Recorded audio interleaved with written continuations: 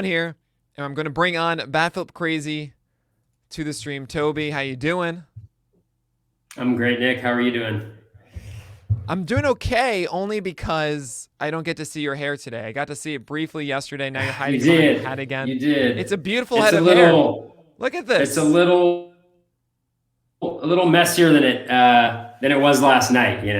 But yeah, that was a special occasion for poker right there.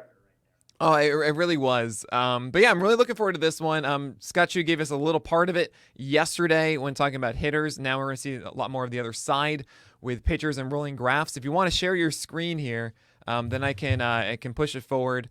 But yeah, Toby, we all know you from Batflip Crazy, fantastic podcast. You got the number 2 seed with KC. You should be pretty excited inside the baseball pods bracket. So very best of luck there. I have you down as an early contender to be to the finals this year. So good luck with that. But yeah, I'm really excited about this. Remember, everybody, go to the link below, go.rallyup.com/PitchCon. Support if you can. And Toby, don't forget to click that hide button at the bottom so that you don't have that button overlapping your presentation. Whew. There we go. Nick, thank you. You saved me.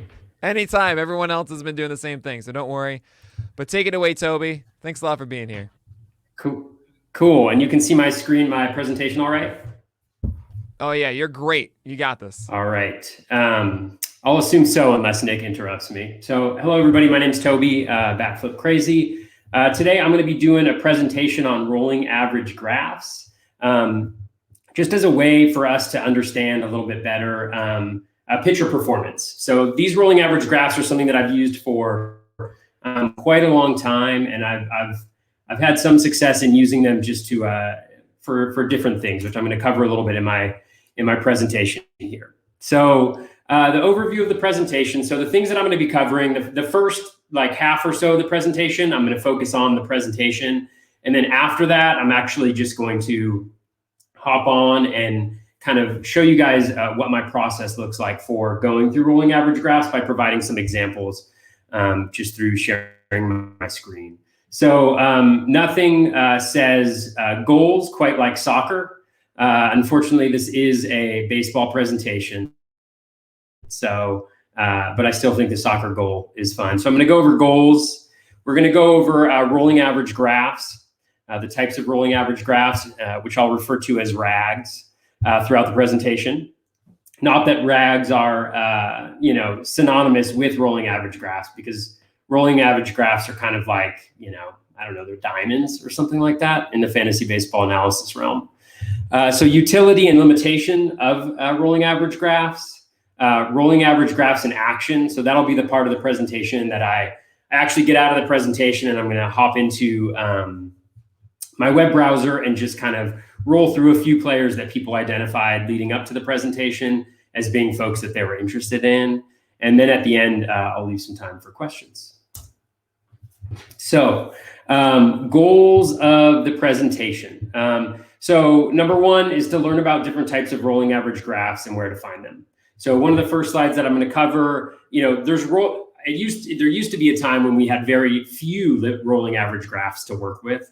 Now we have an abundance of rolling average graphs. So I'm not going to cover every single type, but I'm going to cover the ones that I personally use and that I know other people in the industry use. I know that there are many types and they're all great. And so if I don't mention one in particular, it's by no means a criticism of that rolling average graph. It probably just means I haven't had the time to really dig in.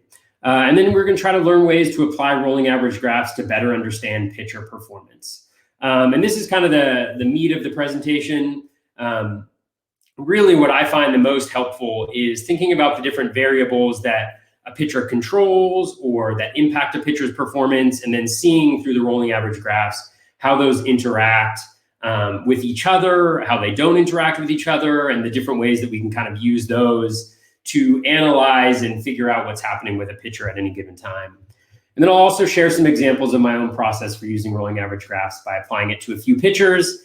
And so at the beginning of the presentation, it's featuring Zach Twisak, Joe Musgrove, and Jose Urquidy.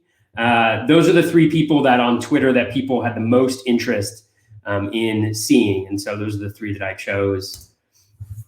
So rolling average graphs. So some of the main places that you can find rolling average graphs for pitchers, you can also find them for hitters on most of these locations, but I'm really focusing on pitchers because Scott Chu did a great job yesterday of covering the hitting portion of rolling average graphs.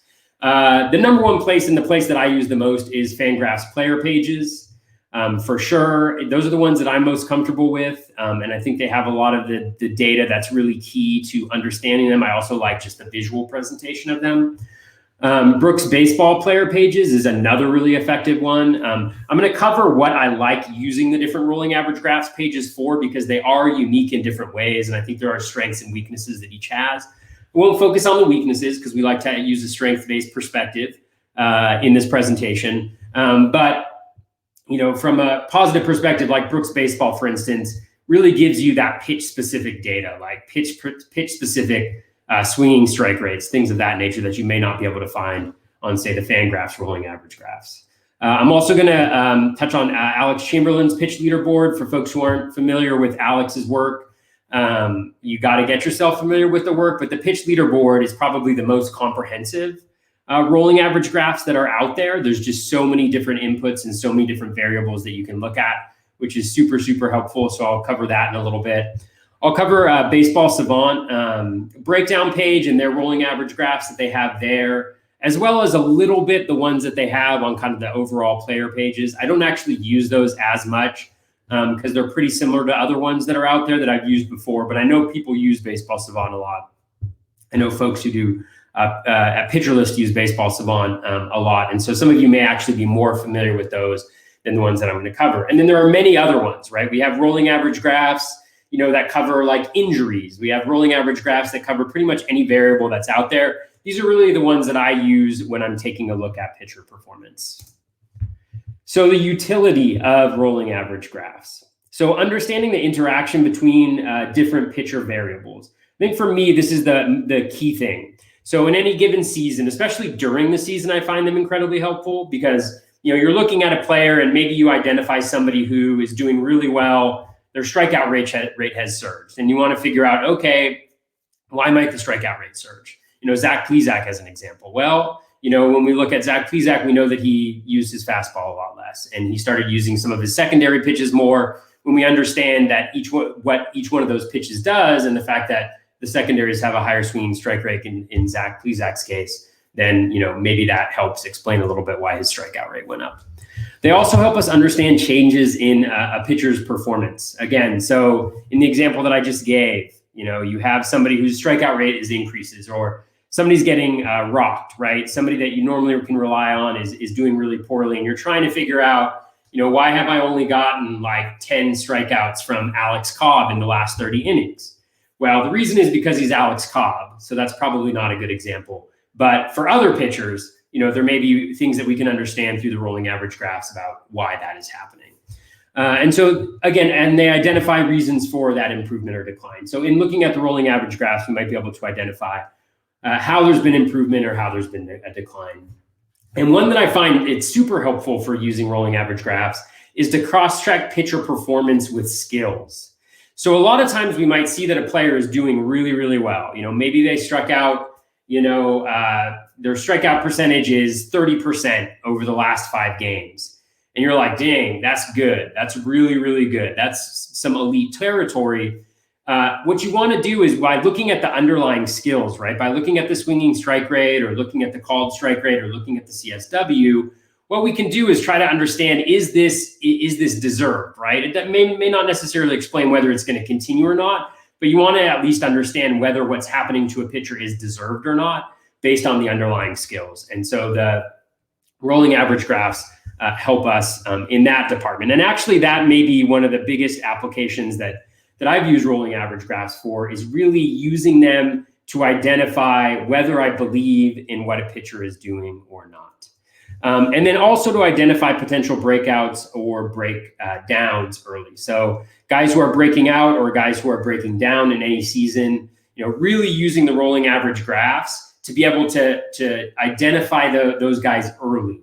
And I think this is really, really key, because I think a lot of the limitations that I'm going to cover and a lot of the criticisms of using rolling average graphs, right? We're dealing with small samples. we are dealing with recency bias. All of those things are definitely true, but it doesn't necessarily mean that you can't use rolling average graphs to inform your decision making, whether it's on the waiver wire, whether it's whether to believe what somebody's doing. So those are some of the ways that I tend to use rolling average graphs. Some of the limitations of rolling average graphs. So sometimes we see the rolling average graphs, we see what somebody's done over 3 or 5 games, and we're just blown away, right? That doesn't necessarily mean that that's going to continue, right? So Zach Twisak, had a really great season. His skills were really good last year. That doesn't necessarily mean that the rolling average graph is going to be more predictive than looking at a full season's worth of data or looking at projections to determine how they're going to do. One of the reasons why rolling average graphs, I find them to be helpful, is because they can be quicker than projections in identifying changes in pitch mix or changes in velocity, things of that nature that we can use to identify guys that are breaking out or breaking down. And then it's always important, and this is something that Scott highlighted in his presentation yesterday around hitters, which I think is really, really important, is that we need to get perspective on historical context. So it's always important, if we just look at one season or we just look at 5 games, we're likely to be more impacted by recency bias. We're likely to be more impacted emotionally by what we're seeing. But when we're able to take a step back and to view what that player is doing in the context of their full career, or at least in the larger sample that we have, it can really help us identify whether there's actually a change that's happening in a player or whether it's just variance that we're seeing, right? Every player has variance. Every player has, good times. Every player has bad times. We want to make sure that we're not just allowing recency bias to dominate. And so we really want to get perspective on historical context. And then recency bias is a hell of a drug. For those of you who don't have the RotoWare t-shirt, or maybe it's confirmation bias is a hell of a drug, but recency bias is as well, right?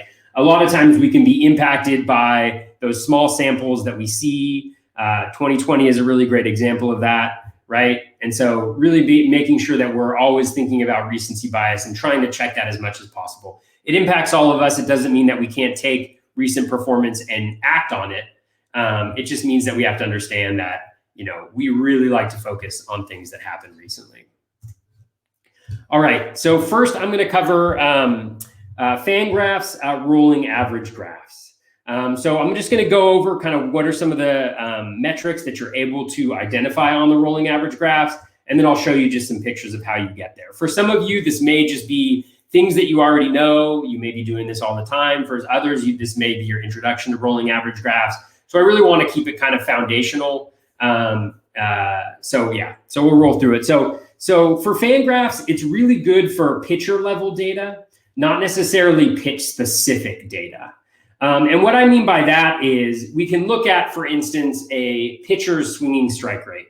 We can look at a pitcher's overall O swing or chase rate, right? But we actually can't on fan graphs, rolling average graphs, look at the pitch specific metrics. So we can't see what the fastball's swinging strike rate is, at least on the rolling average graph, right? We can use the pitch split page in order to identify that level of data.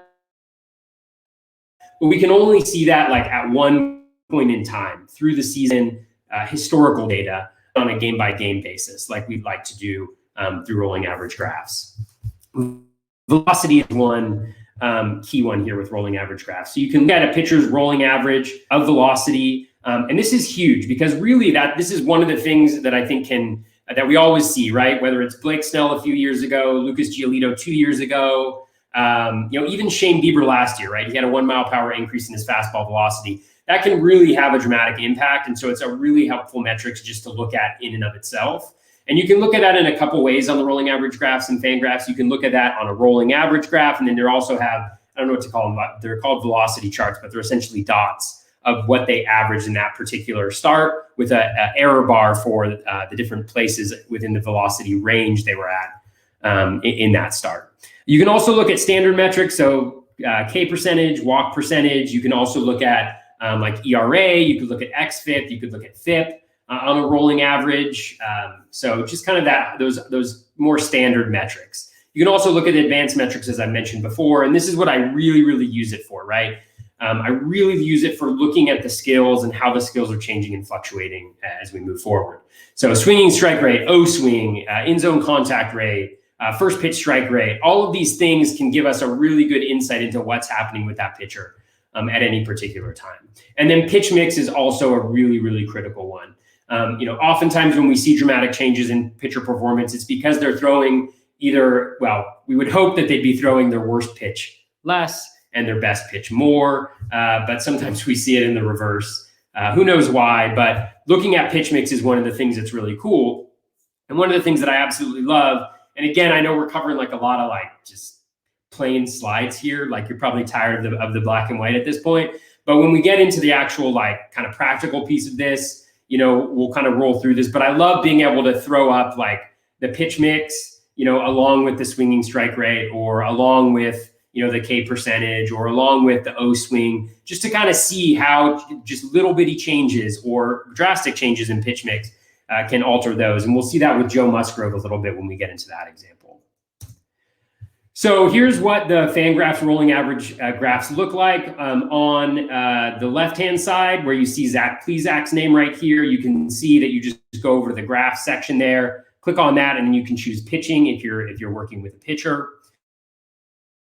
And then what you get is this beautiful thing on the hand side, I think, of your screen. Maybe it's inverse, well, the way that you guys are looking at it, but it's right-hand side of my screen. You can see right here. And so you can see at the top bar, right under where it says player graphs, that's where you can determine what shows up on the rolling average graph. So there's a variety of different metrics that you can choose, from kind of standard and advanced to batted ball. So you can look at a ground ball rate. So how does a pitch mix change for a pitcher impact their ground ball rate or their batted ball profile? The play discipline tab for me is by far the most helpful. That has swinging strike rate, O swing, Z contact, all of those metrics. You also have pitch type. So you can look at what the different pitch types are that a player was throwing. You can also see velocity for different pitches in using that. So that's really, really helpful. And what's also critical to understand if you haven't used rolling average graphs before is you really want to look on it by game. I mean, you can look by year, but you're essentially just getting a visual version of what you can see on the player pages for Fangraphs. And so go over to that by game, and then you can change it from anything from 30 games if you want to, right? Which is essentially a season. You could do 15 games, half a season. You can do 5 games. I think 5 games and 10 games are a really nice sweet spot. That's where you get to, where some of the data around like pitch specific stuff, like swinging strike rate, where it becomes a little bit more meaningful. Obviously, the larger sample you have, the less variance you're going to have and performance might be.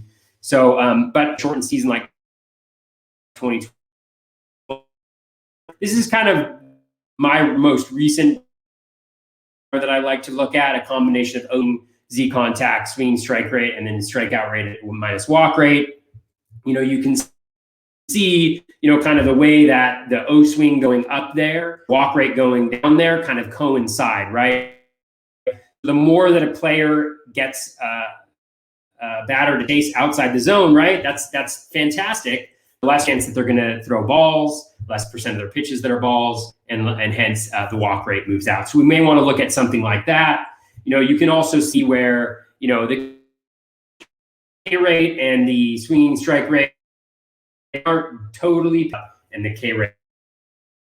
You also see the Z contact going steadily down there. What's also super interesting, Zach Plesak, is you can see that actually over 5 games, Plesak has actually been to this point before, right? If you look at the middle of 2019, in the games leading up to the middle of 2019, he was actually at about the exact same spot right there. So just a little bit of a visual here as I walk through the presentation to give you guys a sense of that. So Brooks Baseball rolling average graphs. So you can see pitcher level data, and you can also see pitch specific data, which I find to be super, super helpful. So with Fangraphs, you can see pitch specific data for velocity. So you can see fastball velocity, slider velocity, but on Brooks Baseball, you can see the whiff percentage by pitch. On Brooks Baseball, and all the website don't always put Brooks Baseball a lot when it comes to velocity, just from what I've learned over the years from listening to different experts and people who know well. They tend to trust Brooks Baseball a lot. You can also look at pitch-specific movement release point data, which I find to be really, really helpful. So in the example of Zach Twisak, I know I keep going to him. I feel like he's the one that everybody understands a little bit more, is with Zach Twisak, we know that he had a dramatic increase, I believe it's his changeup in his curve or his slider in his curve, dramatic increase in the swinging strike rate of those pitches. So being able to see that, and the way that kind of rolls instead of just seeing it as one data point that covers an entire season. You can also see, and when you do that, you may want to say, okay, well, if the swinging strike rate on his changeup has gone up 10%, I want to know, has there been a change in movement? Has there been a change in release point? Has there been a change in velocity? And that's one of the things that I find really interesting about Twisak is, we saw all the metrics on his pitches improve, at least the secondaries, but the velocity actually went down. And generally speaking, when you see an improvement just in the overall repertoire of a player, maybe it's something movement related or release point related. It can definitely be that, but oftentimes you also see velocity as kind of an underlying factor there. So pitch advanced metrics. So again, swinging strike rate on fastball. You can also see pitch on Brooks Baseball. And again, not a comprehensive list of the things that you can see because there are so many different things that you can see. This is how I personally use them. I'd love to hear from people like in the comments or in questions that you ask, like, what are the other what is the other utilization of the rolling average graphs that you get or that you found helpful in your own analysis, and whether you kind of agree with the things that I'm sharing or whether you disagree.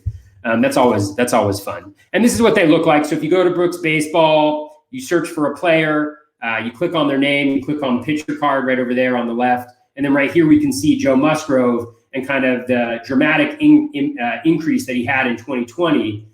In September, for instance, on a lot of his pitches. And we know that his fastball velocity went up about a half a tick or about one tick in September. And so that's really nice. And one thing that's really nice about the Brooks Baseball rolling average graphs too, you can see the top line of it in the image that we have right here, where it says 720.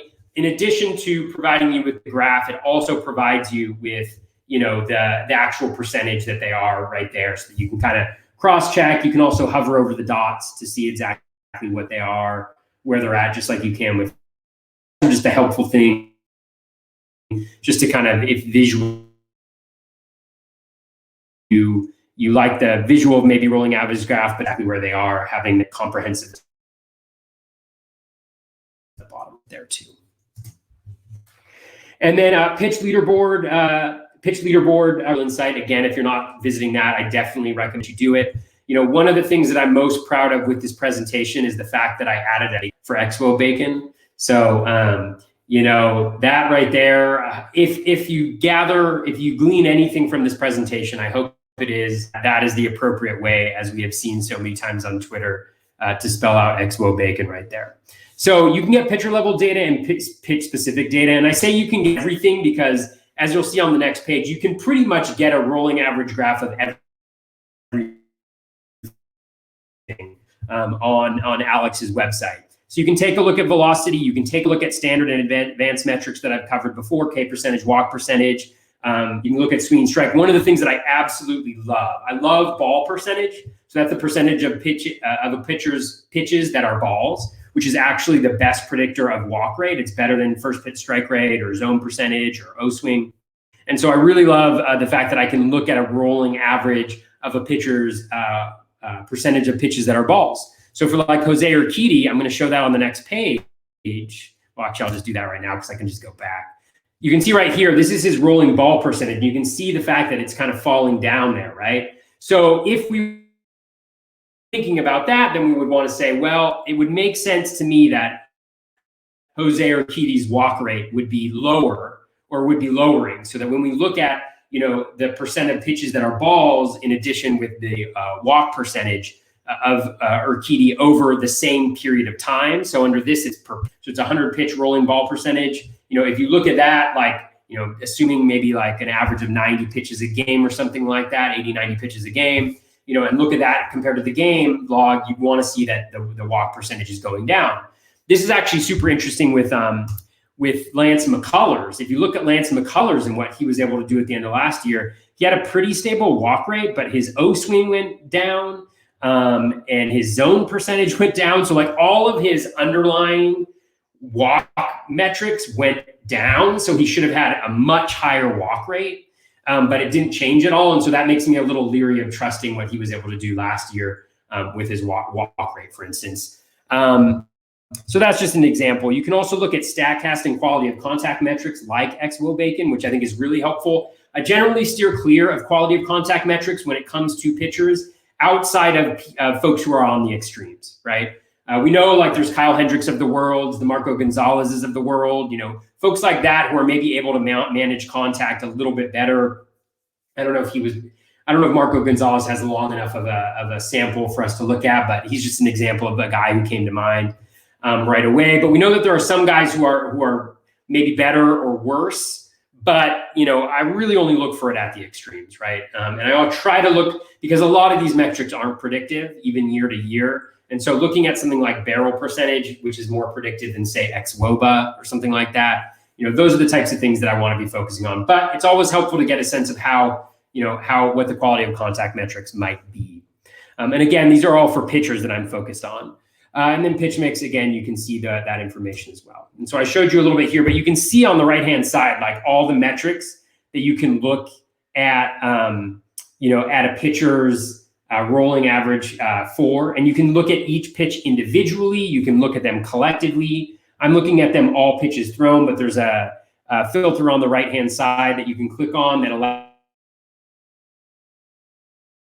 you to look at it for separate pitches. So you can kind of see, I know Michael asked about Shane Bieber, and I think it was focusing on his new curveball that he was throwing prior to 2020 season, like kind of midway through 2019, I think.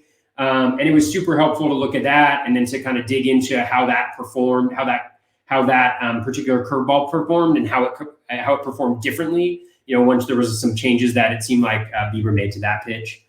So just some examples of how you might be able to use this. There is so much information on this pitch leaderboard, and we deserve, Alex deserves a lot of praise for putting this together.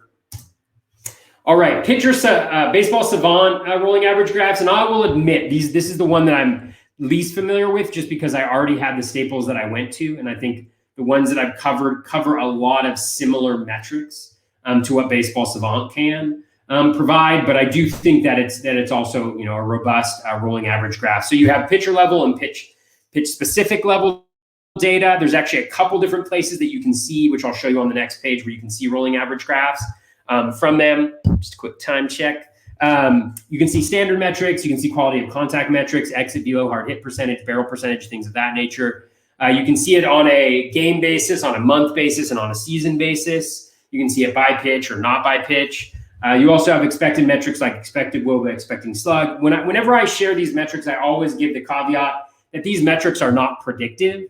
And so again, at the extremes, maybe if a guy is underperforming his xWOBA or overperforming his xWOBA, and you go back and you look at past performance to see whether that's a consistent trend with that pitcher or not, and it seems to be an aberration there, then I think that is an example of when you might be able to use an expected metrics. But generally speaking, they're not super predictive, so I don't look at them too much.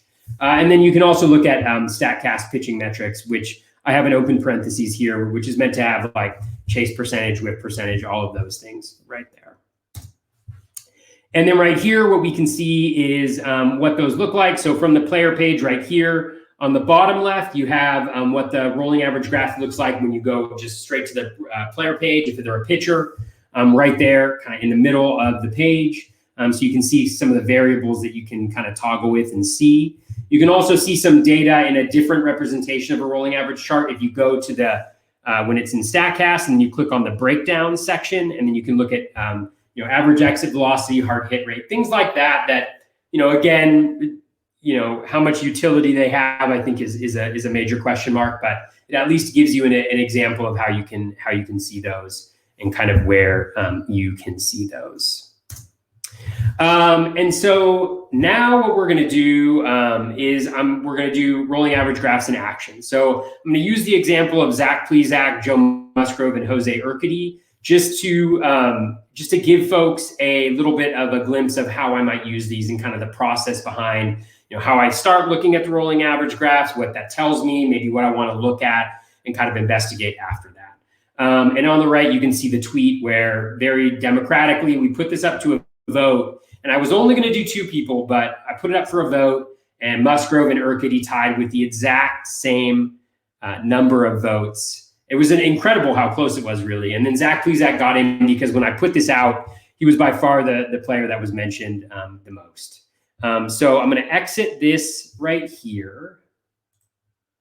And I am going to go to my screen here. Can folks see that right there? I'm going to assume that you can see this right here. If not, somebody like Nick interrupt and let me know that you can't see this right here. And up on the top, you can see all my beautiful bookmarks. So Zach Twisak right here.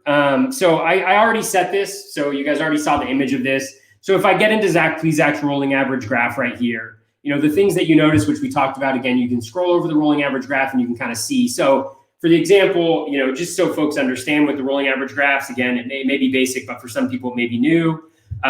With the rolling average graph, actually, let me see if I can, I'll maximize this just so you guys can see a little bit better here. So right here, this would be the 5 games leading up to and including September 24th. So those last 5 games, his walk rate was at 3.1%, right? And we can see that his O swing also increased when we know that like about 30 to 31% is league average. So 34.5% above league average right there. You see the K percentage right here, swinging strike percentage right here. You got your Z contact, which is going down as well. Now, one of the things that I always like to do is I like to see this, and then I like to say, okay, I'm seeing what this guy's doing. And then I like to scroll down here over to the pitcher splits right here, because you can't see it all together on Fangraphs, but just to get a sense. So right here, we can see the swinging strike rate on, his 4-seam is about the same as last year, but you can see that dramatic increase on the slider and the changeup. One of the major questions I have about Twisak is, he had dramatic increase on those secondaries, but I don't exactly know why. And there's probably people in the chat who do understand why. But so what I might want to do if I didn't know in advance is I'd say, okay, this is super interesting. So let's just see, we got to unclick a couple of these. So let's just do walk rate and swing strike rate. And then we go over to pitch type right here, and we can see, his fastball velocity. So we can see that his fastball velocity fell off, right? So he maxed out over here at 94.5. His last 5 starts, he was at 93 miles per hour right here. So for me, that raises a couple questions because it asks me, and you can look at this a couple ways. I'm going to try not to be biased here, but you can look at it as, I wonder why his secondaries improved so much, right? Maybe it's a movement thing. Maybe it's a, release point thing, whatever it is, all the different things. But generally, I like to see velocity increase, when I see some improvement in some of these metrics.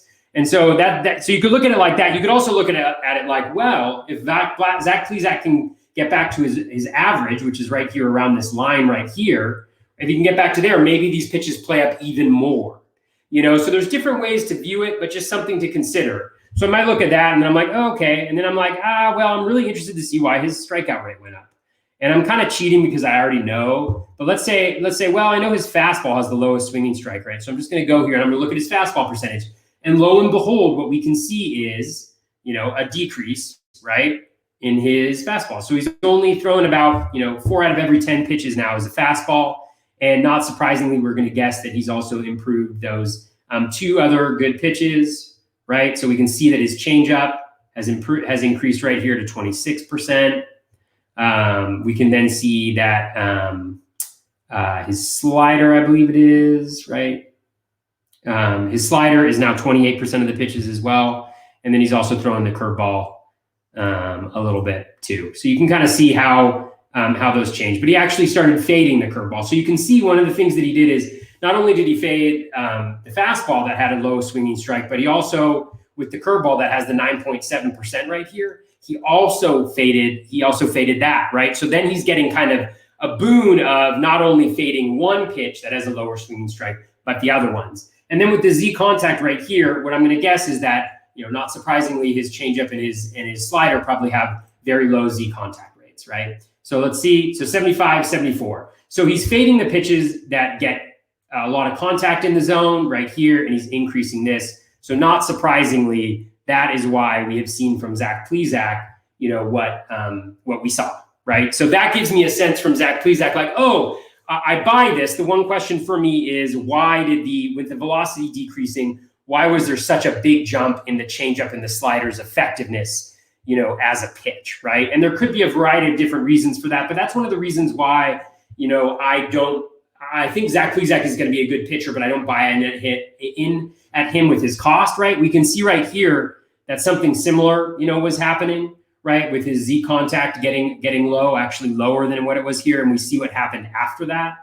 And I would guess that, the performance probably went along with that, right? So, this might be an example where you would want to use, like, instead of using these, we could just use K rate and walk rate, for instance. And so we can see right here, in zone contact, his K rate was only 16.7% right there, right? But we can see, it's kind of weird how the K percentage actually goes up right there along with that. So who knows? He's Zach Twisak. What do we know about Zach Twisak? We know a little bit more now, I guess, from going through that. And then we can also see right here through Books Baseball, another example where we can see the velo right here. So our sample size is this is vertical movement actually. So this isn't the velo. So you can see right here. So what I would wanted to ask myself, were there dramatic changes in the vertical and horizontal movement of the slider and the changeup, right? And this is where I understand a little bit less about pitching, because it's like, yeah, there were some changes, but is it that much, like, to increase the swinging strike rate by like 10% on these pitches? Like, what exactly is going on there? So there's vertical movement. Now let's take a look at horizontal movement. And so we can see, so this is where there's been like a pretty dramatic change, and you can see how the curveball and the slider are actually kind of mirror each other, which is kind of interesting. I don't know what that means, but it's interesting. But we could see that there was an increase in, vertical movement or horizontal movement on the pitches. So maybe that was why they were more effective, right? We can see similar, forcing a little bit of movement changes. So right there, you can kind of see a little bit how I would use the rolling average graphs for Zach Twisak. Again, I hope that was, I hope that's helpful. Now we're going to dive into Joe Musgrove, because here's another example, right? And so again, kind of my standard to look at is O swing, Z contact, swinging strike rate, K percentage, walk percentage. The reason I do these, O swing gives me a sense of walk rate a little bit. Z contact gives me a sense of how does the guy dominate inside the zone.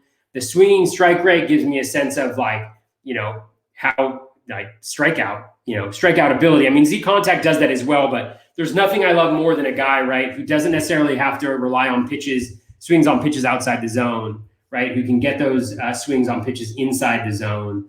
The Z contact, generally when you do a leaderboard and you look at Z contact leaders, that's where you're going to see your elite pitchers, right, because they don't necessarily have to work, on the periphery or outside the zone as much as other pitchers, because they're dominant. And oftentimes you'll see that correlate with fastball velocity as well. So here we have Joe Musgrove right here. One thing that you'll notice about Musgrove, he never really dominates inside the zone.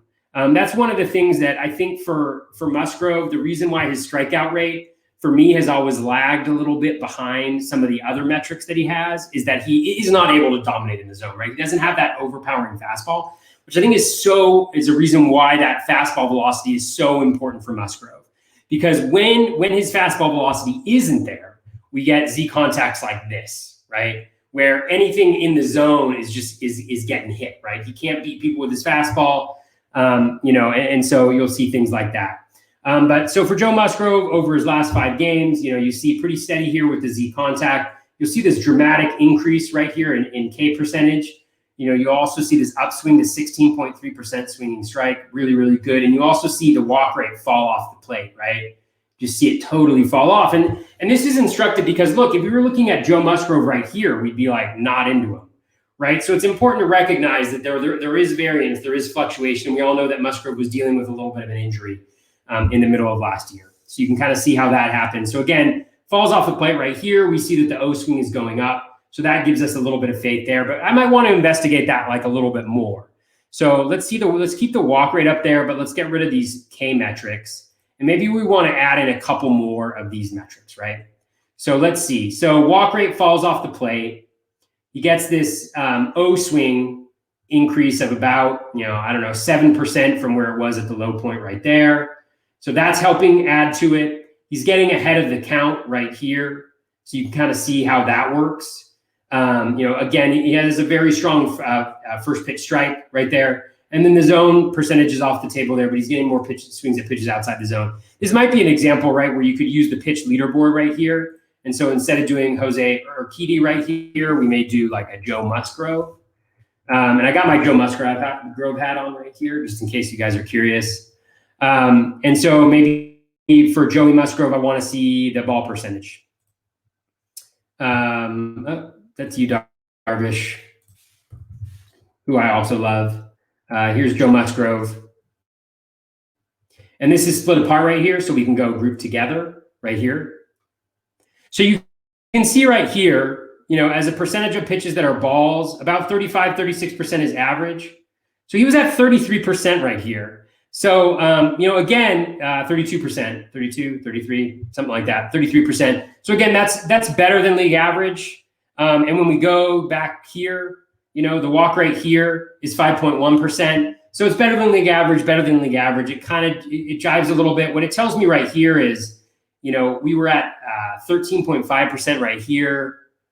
I'm not really seeing, there's a spike right here up to 40%. So my guess is that would probably correlate with that point in time, right? Kind of investigate, do you believe in the decrease in walk rate? Do you believe in the K percentage increase? Let's investigate the K percentage. Do Z contact here as well.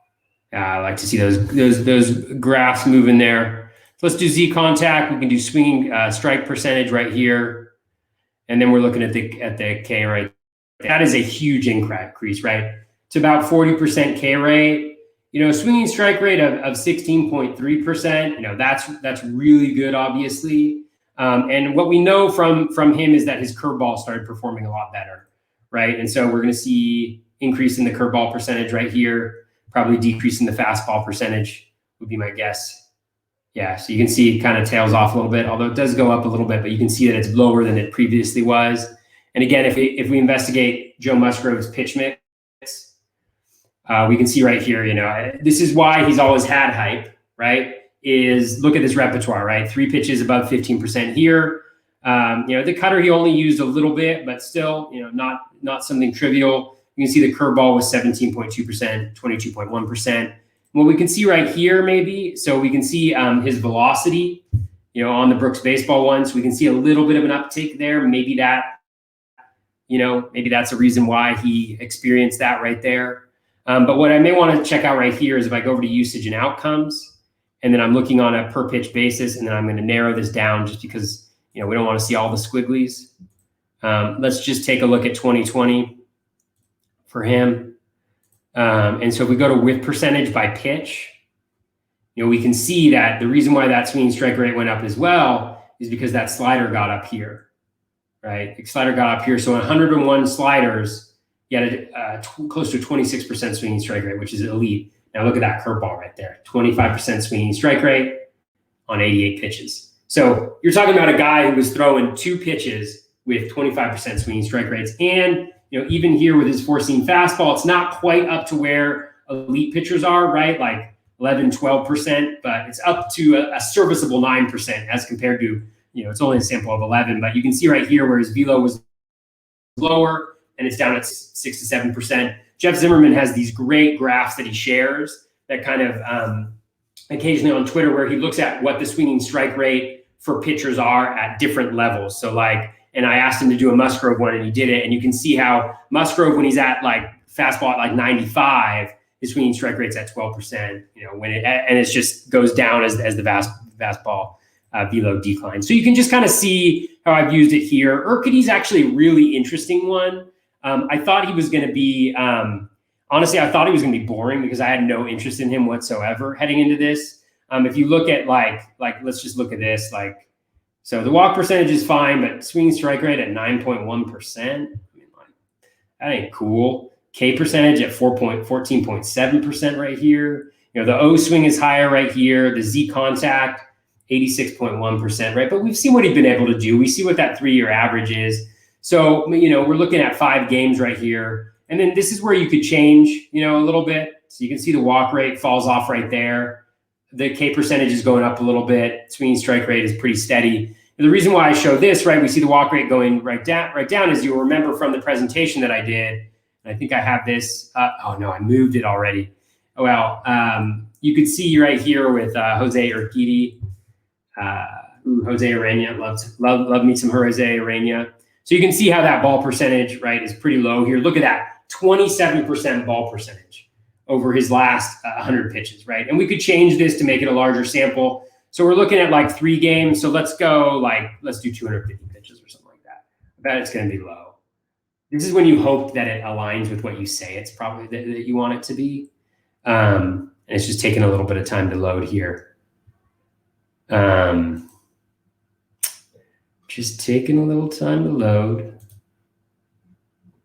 Well, anyways, we can see how low it is right here. And that helps tell us why Jose Urquidy right here has this very, very low walk rate. Now, what's really interesting is we see that K rate going up a little bit. The swinging strike rate isn't going up yet. So one of the things that I found really interesting about Urquidy is if you look at the whiff percentage by pitch right here, and again, we're looking at it by months on Brooks Baseball. So I would much more prefer to do games, 5 games at a time, which is why I love Fangraphs. But just looking at it by months, right? So we have 94 changeups, 14.89% swinging strike rate on that, all the way up to 19%. So improvement right here. And then again, we see the slider also improving up to 15%. And also the four seam at close to 15% swinging strike rate. Well, that's kind of interesting to me, and so you can see the sample sizes; they're pretty small, right? But if we go to his velocity, because again, velocity might be one of the reasons that describes that, we can see right here 93.57 up to 94.16. So we can see the velocity start to increase. We could even look at it on a game-to-game basis, and on a game-to-game basis, it can be really useful, just to see the way somebody's swinging strike rate fluctuates, or to identify, is this just one game we're talking about that they dominated the Pirates? Or is this a game, or is this more like a trend that we're seeing of increases in the swinging strike rate? So you can kind of see, the uptick right here in one game going down. We know that fastball velocity fluctuates a lot. It would be really interesting to see, what the swinging strike rate was per game. And again, we're dealing with really small sample sizes here. But you can see that slider worked really well off that fastball when it had its max velocity, a bump up a little bit in that changeup. So again, just ways that you can kind of investigate. For Urquidy right here, let's bump it back up to 5 games and let's see why was his Z contact going up so much? Let's check it out. So we know that he has that changeup. He has the fastball. He actually has reverse splits because his best pitch is that fastball. Let's take care of that. Changeup, and then it's the slider that we're also looking for, right? So we can see right here, fastball percentage is pretty constant right there, an increase right here. So that would have impacted, just over the course of the season, the fact that he's increased that four-seam fastball usage. That is probably the result, one of the reasons why we've seen a decrease in that swinging strike rate, because we know that was low. You see right here the changeup usage decreasing a little bit, slider usage decreasing a little bit. So he bumped up his fastball usage and he decreased those pitches that we know. I'm in a very deep league. Well, oh, there we go. Jose Urquidy's back. There we go. And so we can see right here, look at that four seam, 8.1%. So that's all right. But look at the drop off from year to year on this. Is that a result of fastball velocity? Is that a result of movement? We can kind of explore that a little bit more. But I'm going to stop sharing my screen because we got about 10 minutes. I want to make sure I provided an opportunity for questions. I know this is like a ton of data. I really hope that this was helpful at all. And yeah, and actually I'm seeing things in here about called strikes too. Is on the pitch leaderboard, you can look at called strikes. So that's actually a really key thing. And I appreciate people bringing that up. Like with Joe Musgrove, especially with a curveball, which curveballs tend to have higher called strike rates than other pitches maybe. You'd want to look at his CSW. So you want to look at the called strikes plus swinging strikes in addition to those two pieces to really get an accurate look at, why that strikeout rate might have increased. And I think like, generally speaking, like what this is super helpful at is during a season, right, with a sample size of even one game, right, you can take a shot on a guy. You could say, holy cow, Joe Musgrove's curveball usage spiked 20% this game, and maybe he's not Joe Musgrove, maybe he's Alex Cobb, just because I used the name before. His split finger, like, usage spiked 30% in his last game. Well, and he did really well. Well, maybe he continues that. Maybe he saw that was successful. Maybe he continues it. Maybe he doesn't. But in today's game, you really need to be able to react, quickly. So that may be how you would want to, kind of approach that. Toby, that was awesome, man. Such a great exploration. I hope so. I wasn't sure how the interactive piece would work. No, that was I hope great. that was helpful to people. Yeah, I mean, so with Brooks, correct me if I'm wrong. I think you were you sorted it by year, but I mean, you can't go by game. I remember that, but I know it's like a 5-game. It's like more of a rolling thing, and it's more of just individualized, which I totally understand. But I mean, that was my first real rolling graph introduction was Brooks, and the stuff with like release points and everything that was really illuminating. I can't get behind it anymore about like usage going up and CSW rates changing and velocity. Like that stuff in season is everything. Then of course there's someone like Spencer Turnbull that all of a sudden will stop throwing a sinker, so you believe it, and then he throws a sinker again, and then you bang your head on a wall. If you look at Spencer Turnbull's swinging strike rate over his last 5 games at the end of 2020, and you look at some other things, there may be a reason to believe, Nick. I mean, if it was like anyone else, maybe. But Turnbull has gone back and forth so much. I want to believe he gets Cleveland twice to start the year, which is to his benefit. So if you want to take a shot early, not a bad guy to go after there. I don't know if you watched the happy hour with Inosaurus yesterday. I did. Really into Urquidy. Essentially, he's like this unicorn of 4 pitches with exceptional movement. And I'm willing to personally push the swing strike rate of like slider and curveball. That's just as an anomaly. Lost season. He had COVID. Totally. Like he shouldn't be this bad. He should be good. And that's cool. So, and he also did have a little bit of a velo uptick towards the end of the year, and so maybe that continues on to next year, and we see a more effective pitcher. But I think I wasn't into Urquidy at all, and I heard the pod that Eno did with DVR where he talked a little bit about liking Urquidy a lot, and it made me look a little bit more in depth, as did people suggesting him as a topic. So. Sure. I think my most important question is, how do you feel that it insulted you so much by calling a mediocre pitcher a Toby? I'm just so proud that my name can be used at Pitcher List and can be such a great name that tremendous characters like Toby Flenderson, would have that name, and that you guys would make a T-shirt that says Toby on it. We have a Toby shirt now. We've got in the Air Jordan style. It's incredibly well. I need to get that. I got to get that shirt. Although, when you wear I feel like wearing a shirt that has your own name on it is like worse than wearing the band's T-shirt to the band. It's like.